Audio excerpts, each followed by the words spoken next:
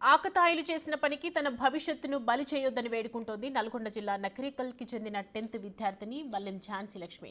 10th paper leak ఘటనకు తనను నిందిస్తూ పోలీసులు వేధించారని, తన భవిష్యత్ ప్రశ్నార్థకం చేస్తూ తనను ఎగ్జామ్ నుంచి డిబార్ చేశారని ఆరోపిస్తోంది.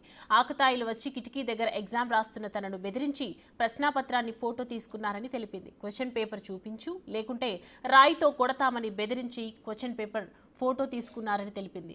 ఆ సమయంలో నాకు భయం వేసి ఏం చేయాలో అర్థం కాక పేపర్ చూపించారని తెలిపింది. ఇందులో తన ప్రమేయం ఏమీ లేదని, దయచేసి నా డిబార్ను రద్దు చేయాలని వేడుకుంది. ఎగ్జామ్కు అనుమతించకపోతే తనకు ఆత్మహత్యే శరణ్యమని విద్యార్థిని ఝాన్సీ లక్ష్మి ఆవేదన వ్యక్తం చేసింది. నాకు ఎస్ఎల్బిసిలో సెంటర్ పడ్డది. ఎస్ఎస్సి పబ్లిక్ ఎగ్జామినేషన్లో అన్ఎక్స్పెక్టెడ్ పర్సన్ రావడం జరిగింది. అన్ఎక్స్పెక్టెడ్ పర్సన్ వచ్చి ఫోటోస్ తీసుకున్నారు. అన్ఎక్స్పెక్టెడ్గా అది నన్ను బెదిరించి రాయితో కొడతాను అది దాన్ని బెదిరించి ఫోటో తీసుకున్నారు. ఎంత చెప్పినా కూడా వినలేదు. ఆ తర్వాత నా ఎగ్జామ్స్ నేను రాసుకుంటున్నా. నా ఎగ్జామ్ నేను రాసుకుంటుంటే ఆఫ్టర్నూన్ 2 hours తర్వాత ఎవరో కొంతమంది ఆఫీసర్స్ వచ్చి నువ్వు పేపర్ లీక్ చేసావు వాట్సాప్ ద్వారా అది దాన్ని చాలా అన్నారు. నన్ను పోలీస్ స్టేషన్ తీసుకెళ్లారు. పోలీస్ స్టేషన్ తీసుకెళ్లి నన్ను ఎంత అంటే చాలా రూడ్ గా బిహేవ్ చేసి రూడ్ గా మాట్లాడాలి. చాలా చాలా అట్లా ఇట్లా చాలా రూడ్ గా బిహేవ్ చేశారు. టిల్ 9:30 దాకా ఆయన మీద police station only. Police station లో వాళ్ళు ఏం చెప్పారంటే నువ్వు రాసుకోవచ్చు, అన్ని ఎగ్జామ్స్ నీకు ఎలోమెంట్ ఉంటుంది, నువ్వు ఏ స్లిప్స్ పెట్టలే కదా ఏం కాదు నువ్వు రాసుకోవచ్చు అని మాకు నా ఫాదర్ కి ఇన్స్ట్రక్షన్స్ పంపించారు. ఓకేలే ఏం అని అనుకొని నేను ఎర్లీ మార్నింగ్ మా ఫాదర్ అదే ధైర్యం మీద మా ఫాదర్ డ్యూటీకి వెళ్లారు. నన్ను బస్ ఎక్కించారు. మాకు కృష్ణవేణి హై స్కూల్ బస్ వస్తుంది రోజు డైలీ. ఆ బస్కి వెళ్ళాను. ఆ బస్కి వెళ్ళి సెంటర్లో దిగి నా రూమ్కి వెళ్ళగా నా రూల్ నెంబర్ పట్టుకొని నన్ను ఒక రూమ్ తీసుకెళ్లి వాళ్ళు ఒక వైట్ పేపర్ మీద నా నేమ్ స్మాల్ ప్రాక్టీస్ చేసింది, స్లిప్స్ పెట్టిందని రాపించుకున్నారు.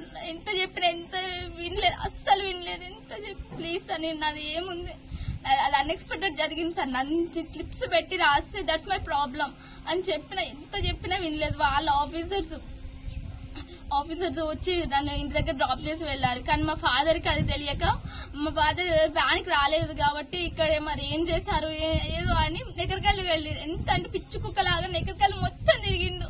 ఎలా అంటే స్కూల్కి వెళ్ళారు, మా ఇంటికి వెళ్ళారు, మొత్తం చూసి ఎక్కడ నేను లేను. ఎంత అంటే చాలా బాధపడ్డారు ఆ టైంలో. ప్లీజ్ నన్ను హిందీ ఎగ్జామ్ పోయింది, తెలుగు పేపర్ ఆపేసారు. ప్లీజ్ అట్లీస్ట్ ఈ ఇంగ్లీష్ ఎగ్జామ్ రేపటి నుంచి అన్నా నన్ను కొంచెం కంటిన్యూ చేసేలాగా చేయాలని రిక్వెస్ట్ చేస్తున్నా. ప్లీజ్ 13 years లైఫ్ నాది. ఈ ఒక్క 1 year అయితే నాది అయిపోతుంది. మళ్ళీ నాకు ఒక 1 year వేస్ట్ అవుతుంది. ప్లీజ్ నన్ను నా స్టడీస్ పరంగా నన్ను కొంచెం ప్లీజ్ చేయాలని కోరుకుంటున్నా. Thank you. నా పేరు బెల్లం వెంకన్న, టీచర్ అండి. మా శాలిగ్రామ్ ప్రాపరు. మా పాప కృష్ణ హై స్కూల్ ఇది విద్యార్థి ఎస్ఎల్బి సెంటర్లో పడ్డది. పరీక్ష రాసుకొని వచ్చింది. అక్కడ మా పాప ఏదో అగంతకుడు పేపర్ లీక్ చేసినామని మీ పాప లీక్ చేసిన ఇంటికి వచ్చి మా పాపను ఇట్లా వాంగ్మూలం తీసుకున్నారు. ఆ తర్వాత పోలీసు వాళ్ళు నన్ను నా పాపను నరేకల్ స్టేషన్ తీసుకెళ్లారు. అక్కడ మమ్మల్ని ఇంటర్వ్యూ చేశారు. వాళ్ళు ఇట్లా సంఘటన జరిగిన అది కొన్ని ప్రశ్నలు అడిగారు. వాటి సమాధానం చెప్పినాం.